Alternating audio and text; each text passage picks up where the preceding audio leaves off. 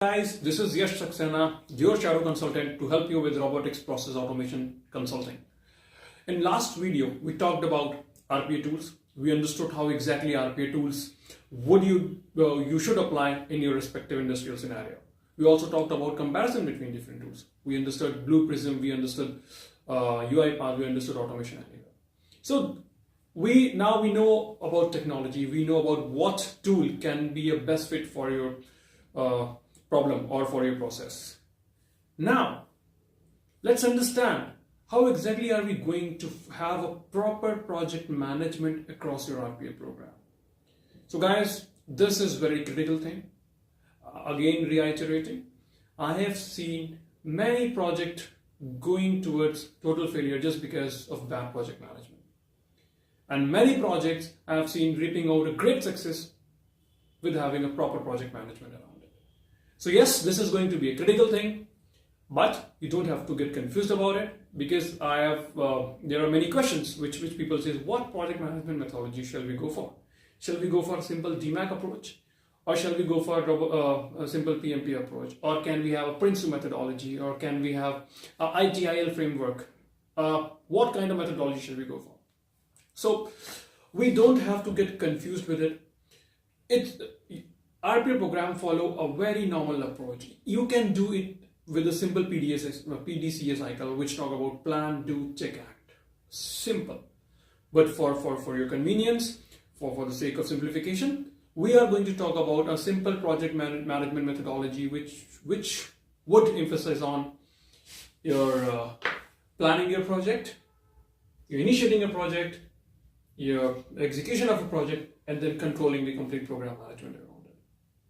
Before we get into the details of the complete project management, let's understand how exactly your team would be comprised of.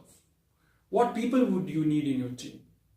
It is very imperative to have a right set of people in your team. It should be your team composition. How shall you prepare your team? What all roles and responsibilities shall be a part of your RPA program? Let's understand this. So guys, any program you initiate any continuous improvement initiative, or you initiate any transition program, your team would definitely have a hierarchy. Let's understand a basic hierarchy. Your team would have your project sponsor. Your team would have your project champion. Your team would have somebody who is expert at the process, a business analyst. Then your team would have somebody who is going to manage change management. Your team would have somebody who is going to look at the complete project management across this. So right now, let's understand we are in the role of project management, and caveat, sometimes other organizations take business analyst as a project management. So we would be at this role. We would understand the complete project management role over here. But let's understand what should be a team composition for. And this will also help you to have your own center of excellence. So with all the roles and responsibilities which we are going to talk about, or complete team composition which we are going to talk about, will help you in forming your own center of excellence around RPA.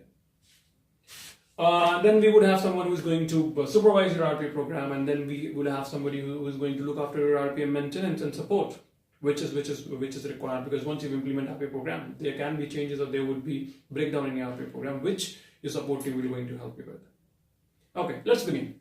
So, who is your project sponsor? Who should be your project sponsor? According to your project management book of knowledge, project sponsor is the one who is going to fund you, who is going to provide all the resources necessary to conduct your RPA program.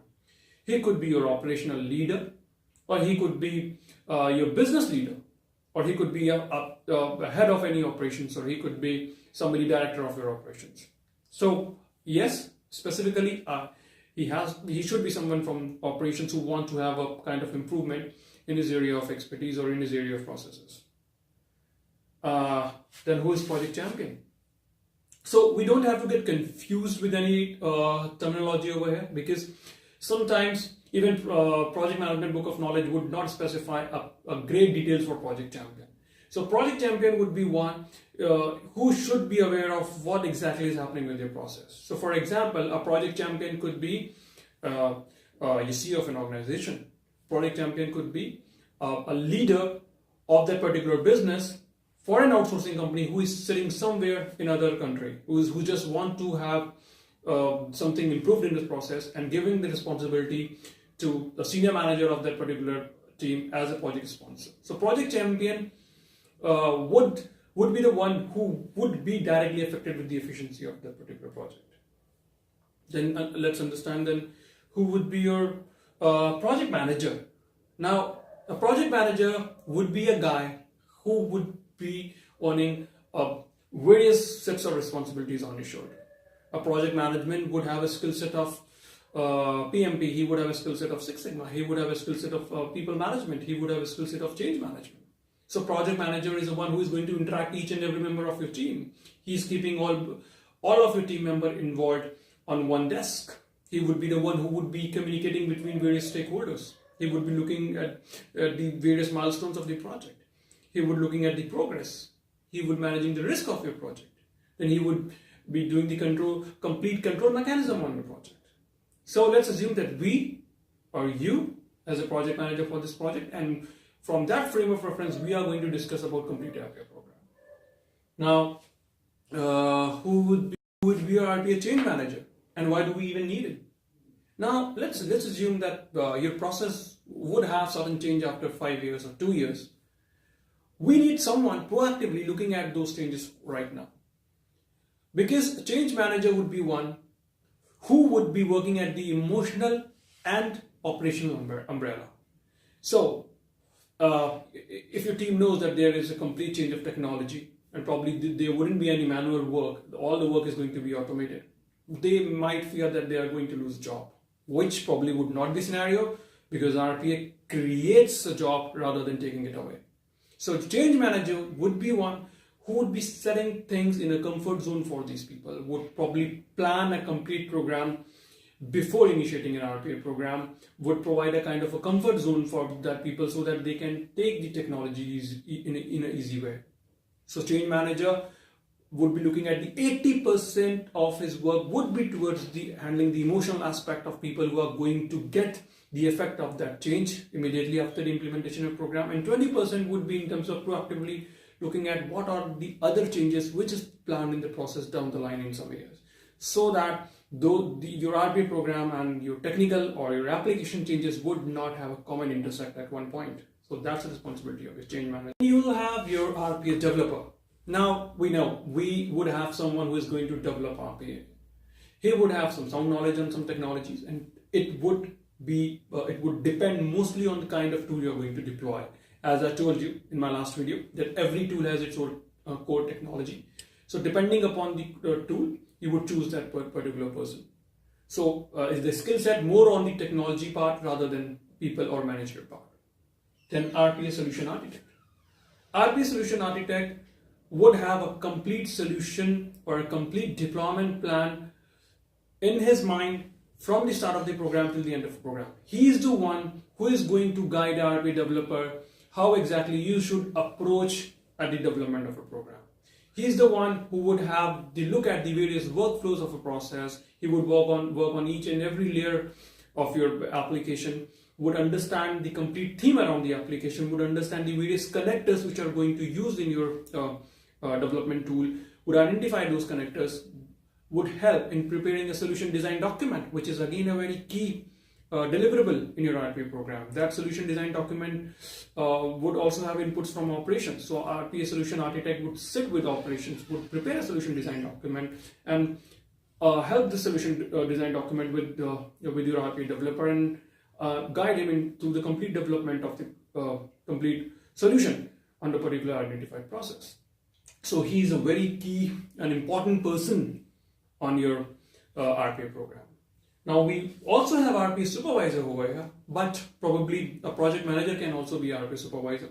We are having RPA supervisor because he's the one who is monitoring a kind of a handshake between the SME of your process. SME, I mean subject matter expert of your process, a guy from an operation from a process, and somebody as an operation manager from a process. So he would be having a complete look, try to have a kind of sync between all the entities within the operations, and would make sure that the proper thing is being flowing among all the identified entities.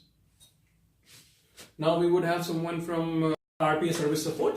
So RPA service support can be your internal team or can be someone from your development team. So guys, when I say internal team, most of the organization would hire a vendor for RPA development or RPA program. We would discuss a vendor onboarding mechanism in a particular another set of video.